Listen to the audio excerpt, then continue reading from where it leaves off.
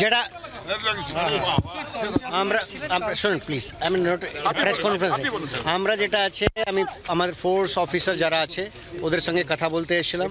তারপরে আমরা আমাদের যেটা করণীয় আছে, মানুষের প্রতি যেটা আমাদের ডিউটি আছে, আমরা ওটা সজাগভাবে নির্বাহন করব।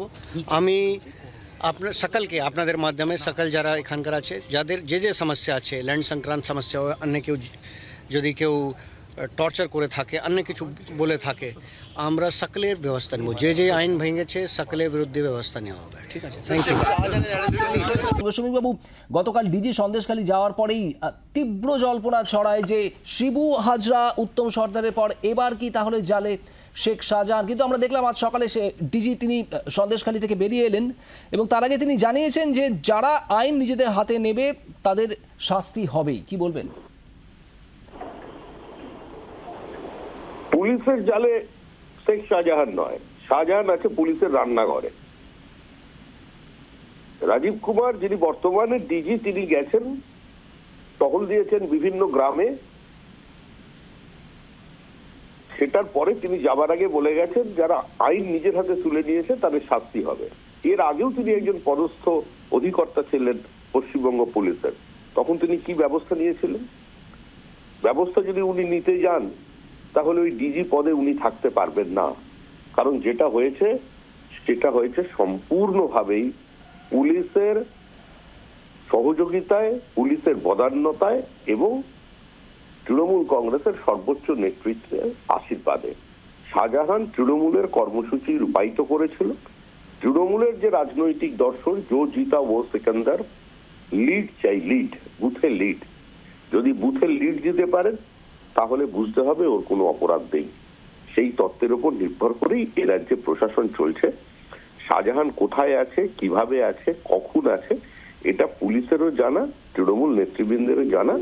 যখন তারা মনে করবেন শাহজাহানকে নিয়ে আসা দরকার তখনই তারা নিয়ে আসবেন। আর এটা সকলেরই জানা ছিল যে এভাবেই পঞ্চায়েতের নির্বাচন হয়েছে, পঞ্চায়েতের নির্বাচনের পরে আক্রমণ হয়েছে। আমাদের ওখানে যারা পার্টি কর্মী ছিলেন বহু লোক অন্ধ্রপ্রদেশে চলে গেছেন পরিযায়ী শ্রমিক হয়ে, নিজেদের ঘের থাকা সত্ত্বেও, মানে ফিশারি থাকা সত্ত্বেও তারা শ্রমিকের কাজ করছেন নিজেদের পরিবারকে ছেড়ে, বিধবা মাকে ছেড়ে। এমনকি তাদের বাড়ির গ্রিলগুলো পর্যন্ত খুলে নিয়ে যাওয়া হয়েছে।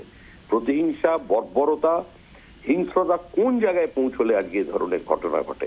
আমরা কথায় কথায় ওই ফ্যাসিবাদের কথা বলি, বাঙালিরা আমরা হিটলারের জমানার কথা বলি, কিন্তু যে মধ্যযুগীয় বর্বরতা আজকে স্বাধীন ভারতের মুঘল সাম্রাজ্য হয়েছিল ভারতবর্ষের ওপরে, আজকে তারই কিছু তল্পিবাহক থেকে গেছে ওই মানসিকতা নিয়ে।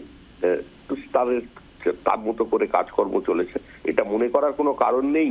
শুধু সন্দেশখালীতেই অত্যাচার হয়েছে, যেহেতু সমস্ত সংবাদ মাধ্যমের ফোকাস হচ্ছে সন্দেশখালী, সেজন্য সন্দেশখালী এখন বহু চর্চিত নাম সারা দেশের কাছে। ওই সন্দেশখালী বিধানসভার আরেকটি অংশ সন্দেশখালী ব্লক 1, সেই ব্লক 1-এ এদের যে কৃতকর্ম এটা ক্রমশ প্রকাশ্য।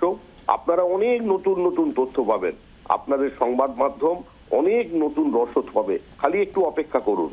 কোনো বিরোধী দলকে লাগবে না, বিজেপিকে লাগবে না, কোনো সংবাদপত্রকে লাগবে না। ওই তৃণমূল কংগ্রেসের যারা ভোট দিয়েছিলেন, যারা লক্ষ্মীর ভান্ডার নিয়েছিলেন, যারা চরম দুর্দিনে মমতা বন্দ্যোপাধ্যায়ের ঘাসফুল চিহ্ন এঁকেছিলেন, দোর্দণ্ড প্রতাপ সিপিএম এর সামনে দাঁড়িয়ে ঘর ছাড়াতে ছিলেন, মিথ্যা মামলায় জড়িয়ে গিয়েছিলেন তৃণমূল করতে গিয়ে, আজকে সিপিএম এর বিরোধিতা করতে গিয়ে, আজকে তারা ধীরে ধীরে সামনে আসবে।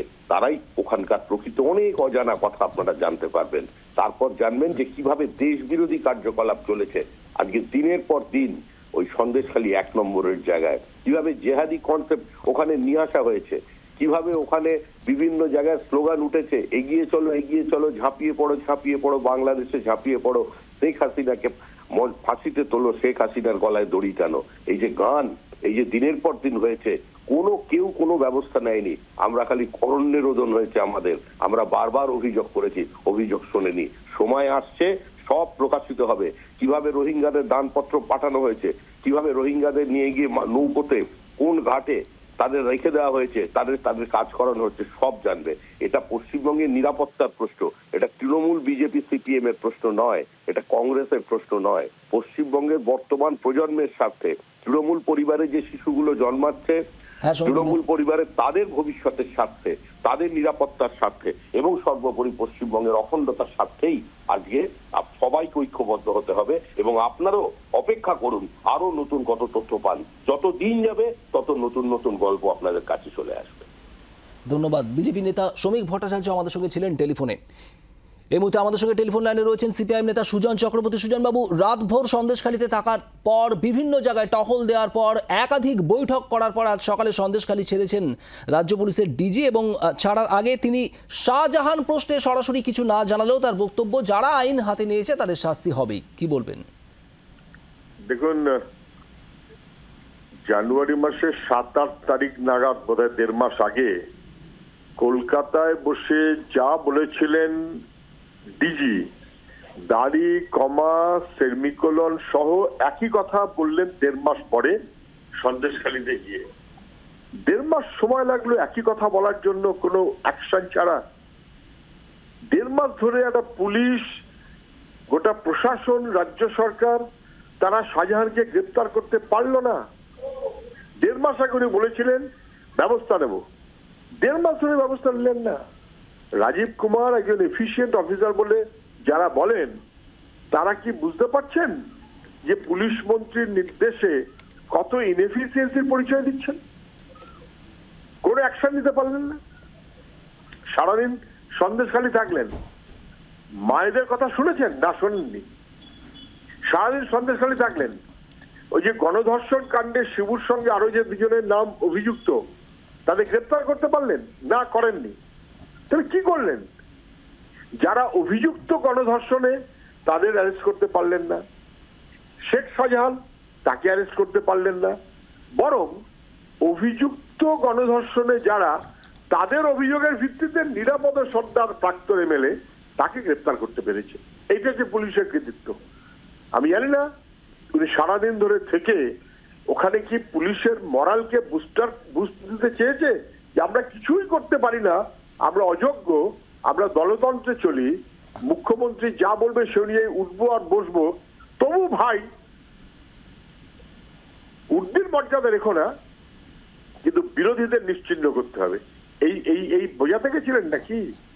আমি জানি না উনি কেন গেছিলেন, কি করতে গেছিলেন, কিন্তু গোটা দেশের মানুষ বুঝছে যে স্কটল্যান্ড ইয়ার্ড, যার সঙ্গে একসঙ্গে তুলনা করা হতো আমাদের পুলিশ ব্যবস্থাপনাকে, প্রশাসনকে, যারা খড়ের গাদা থেকে ছুঁচ জোগাড় করে আনতে পারে, খুঁজে আনতে পারে, তারা শেখ শাহজাহান সহ ক্রিমিনালদেরকে গ্রেপ্তার করতে পারে না, বরং সরকার বিরোধী যারা মুখ খোলে তাদের ধমকাতে পারে।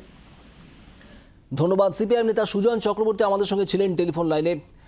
এই মুহূর্তে টেলিফোনে রয়েছেন আমাদের সঙ্গে কংগ্রেস মুখপাত্র সৌম্য আইচরায়। সৌম্যদা, ডিজি রাজীব কুমার সন্দেশখালী সশরীরে স্বয়ং সন্দেশখালী পরিস্থিতি খতিয়ে দেখার পর আজ সকালে কলকাতায় ফিরে এসেছেন, এবং তার আগে সন্দেশখালীতে দাঁড়িয়ে তার বক্তব্য, যারা আইন নিজেদের হাতে নেবেন তাদের শাস্তি হবে, যারা আইন হাতে নিয়েছেন তাদের শাস্তি হবে। যদিও শেখ শাহজাহান প্রসঙ্গে কোনো মন্তব্য করেননি রাজীব কুমার। কি বলবেন? তো বুঝলাম, সবই বুঝলাম। আজকে 46-47 দিন হয়ে গেল, শেখ শাহজাহান কোথায়? আপনি গত 8 তারিখে একটা স্টেটমেন্ট করেছিলেন শেখ শাহজাহানকে ধরা হবে। আজকে 46-47 দিন হয়ে গেল, শেখ শাহজাহানরা, শিবু হাজরারা কি ওখানে লুডু খেলেছে? পশ্চিমবঙ্গের একটা সন্দেশখালী কি আপনার জুরিসডিকশনের বাইরে?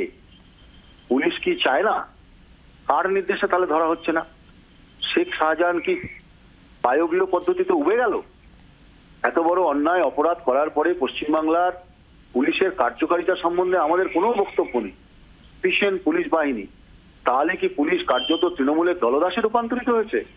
এই প্রশ্নগুলো তো নাগরিক সমাজে করছে যে এত বড় একটা দুর্ঘটনা ঘটলো, সেই ঘটনার পরে আজ পর্যন্ত তারা অধরা। আপনারা কি মনে হয় 46-47 দিন ধরে শেখ শাহজাহানরা কারোর প্রোটেকশন ছাড়া সন্দেশখালীতে ঘুরে বেড়াচ্ছে বা সন্দেশ অধরা হয়ে আছে? যে পুলিশ আপনার নেতৃত্বে কাশ্মীর থেকে ধরে আনতে পারে চিট ফান্ডের মালিককে, শেখ শাহজাহানকে ধরা যাচ্ছে না। আসলে কার্যত এগুলো দেখে আইওয়াশ করছেন, লোক দেখাচ্ছেন, দেখো কত অ্যাক্টিভ, নইলে 46 দিন পরে আবার গিয়ে তিনি এই কথা বলছেন। এগুলো তো কার্যত চিড়ে ভিজবে না? মাননীয় মুখ্যমন্ত্রী মমতা বন্দ্যোপাধ্যায়, পুলিশ মন্ত্রী, তাকে জবাব দিতে হবে। বাংলার আওয়াজ, বাঙালির আবেগ, জি 24 ঘন্টা।